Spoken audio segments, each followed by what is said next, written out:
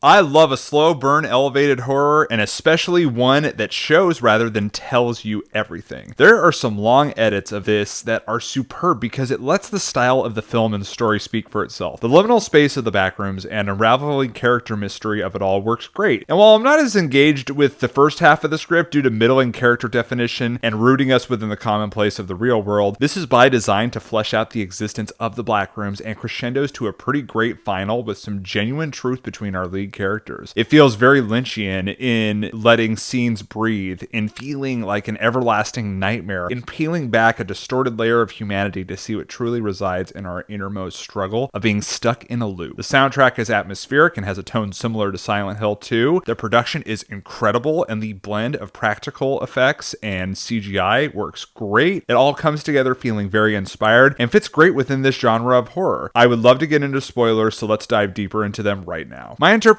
of the Backrooms is it's this liminal space that is populated by the people who enter it. If you notice both Clark and Mary, when they enter, they eventually leave distortions of themselves and of their lives back into the Backrooms. You see the setting of both the furniture store and of, even at the end of the film, you'll hear like a seagull and kind of a marine background when Mary is being interviewed by Phil. That happens at the beginning of the film as well. You have these things where a person enters and they bring in their baggage to the back room. At the end of the film, you see Clark's wife, and you see this version of a redhead that has several different faces, very distorted. It is his version and it's his truth because he's a character who has fully admitted that he cannot change. He is stuck in his cycle and he is more than happy to be there, and he is the ultimate monster of the film. His alter ego being Captain Clark, coming in this giant monstrous form at the end of the film, played by the same guy who was the big alien at the end of Alien Romulus, and it works great. Even Mary's character, the last shot is Mary's doppelganger, her distorted version of herself, and she still has that extension of herself in there. Whenever somebody enters this space, they leave their imprint on it, similar to how we do in the real world. It is this dark, nightmarish extension of life that brings life into the Backrooms, but makes it chaotic, messy, and reflective of the worst qualities or whatever baggage that they are bringing into the Backrooms.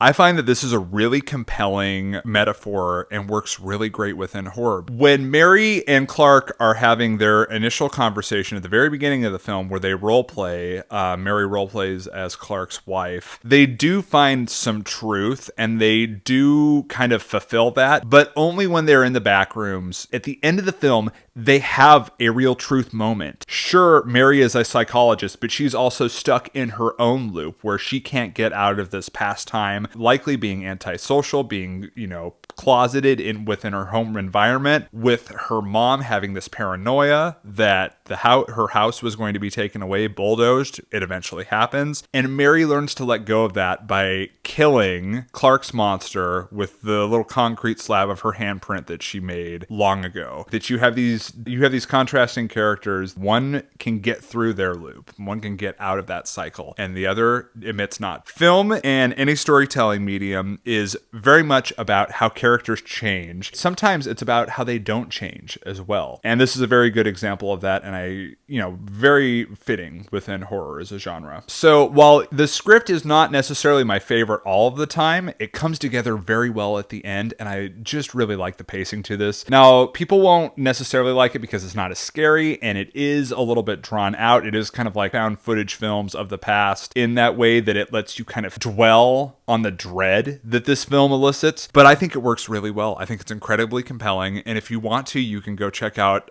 Kane Parsons' Backrooms that he made for YouTube leading up to this, and I think that's also a very interesting vision. I really like this. It's so cool that we have voices like his, like Curry Barker, that are up and coming, that have a great understanding of film and have something unique to say and can make that metaphor visually work so well. So yeah, I really enjoyed this. I gave this an 8 out of 10. I saw this twice and enjoyed it pretty well both times, just with two different groups of people. And yeah, that's my review. Thank you you for listening. I hope you're doing well wherever you are. Stay tuned next week. I will probably have a review for not only Masters of the Universe, but Pressure as well. We will see how those both go, you know. Anywho, I will stop my talking. I hope you're doing well and wherever you are. Thank you for listening. Please like and subscribe if you can. I really love the growth this channel's had, and I just want to continue it. You guys are the best. Have a wonderful weekend, and we'll talk again soon. Thanks. Bye.